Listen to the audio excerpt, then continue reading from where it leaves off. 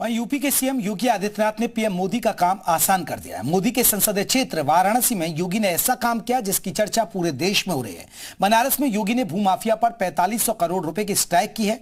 ये वो जमीन थी जिस पर भूमाफिया समेत अलग अलग तरह से कब्जा किया गया था, लेकिन योगी ने बुलडोजर में आपको बता दें कि वाराणसी में अकेले ही बड़ी सफाई कर दी। योगी जी के बुलडोजर से तो वैसे ही भूमाफिया बेचैन रहते हैं।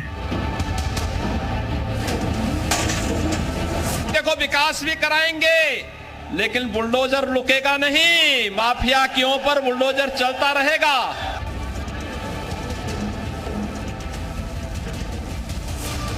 योगी ने मोदी के लिए वाराणसी में सबसे बड़ी बुलडोजर स्ट्राइक की। एक दो नहीं, वाराणसी में सिर्फ 3 महीने में ही 458 बीघा जमीन भू माफियाओं से खाली करवाई गई है।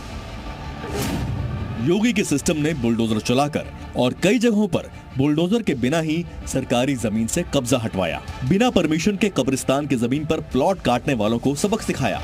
कई जगहों पर कब्जे के बाद बनाई गई दुकानों को ध्वस्त किया। पूरे इलाके में सड़कों पर हुए अतिक्रमण को खत्म किया और सिर्फ शहरों ही नहीं बल्कि गांवों में भी सरकारी जमीन का कब्जा वापस लिया। ये सब कुछ उस वाराणसी में हुआ है जो पीएम मोदी की संसदीय सीट है, और यहाँ पर योगी ने ऐसा मैसेज दिया जो पूरे यूपी में पहुँच गया। उत्तर प्रदेश का बुलडोजर जमीन माफिया और दंगाइयों के ऊपर चढ़ता इनकी छाती को रौंदते हुए आगे बढ़ता है। तो बहनों और भाइयों, उत्तर प्रदेश में 7 वर्ष से कोई दंगा नहीं हुआ। पीएम मोदी के वाराणसी में नगर निगम ने लैंड बैंक बनाने का रिकॉर्ड बना दिया है। सिर्फ 90 दिनों में बुलेट की रफ्तार से हुए काम को समझिए। वाराणसी नगर निगम ने अपनी 458 बीघा सरकारी भूमि पर दोबारा कब्जा कर लिया है। इस जमीन की कीमत करीब 4500 करोड़ रुपए से ज्यादा बताई जा रही है।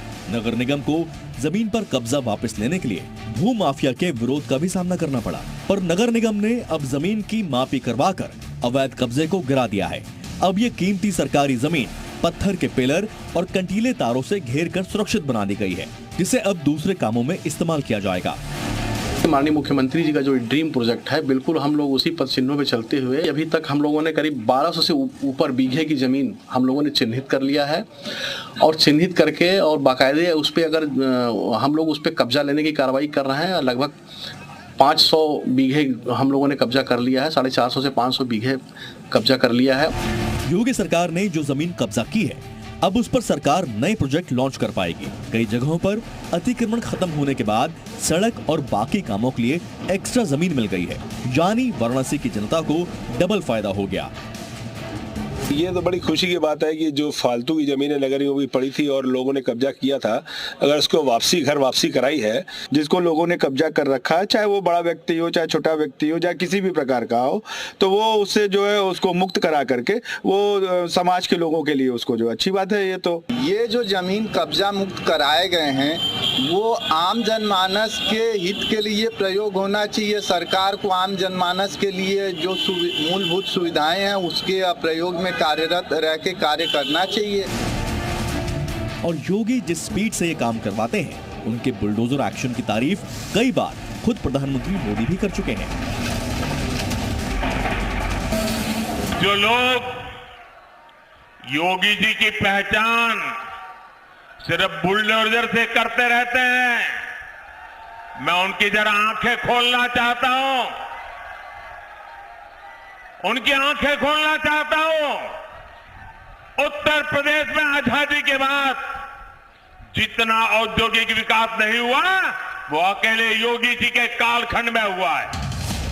योगी सरकार ने 4500 करोड़ रुपए की जमीन को खाली करवाया। वो कितनी बड़ी कामयाबी है, इसे ऐसे समझिए।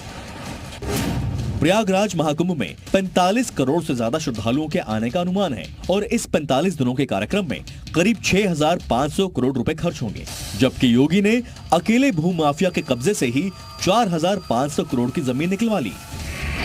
अभी यूपी में सिर्फ वाराणसी में इतनी जमीन मिली है। आगे आगे देखते रहिए, योगी का बुलडोजर अभी दूसरे शहरों में भी भू माफियाओं का सफाया करेगा। बहनों और भाइयों, इंडी गठबंधन इस समय घबराया हुआ है तो यूपी के बुलडोजर से घबराया हुआ है। जरा योगी जी से ट्यूशन लो, बुलडोजर कहां चलाना कहां नहीं चलाना। जब तक योगी सरकार है ये माफिया कभी यूपी के लोगों को परेशान नहीं कर सकते। अतिक्रमण के खिलाफ योगी का बुलडोजर चलता जा रहा है और ये पीला पंजा अब यूपी सरकार को अरबपति बना रहा है। ब्यूरो रिपोर्ट, जी मीडिया।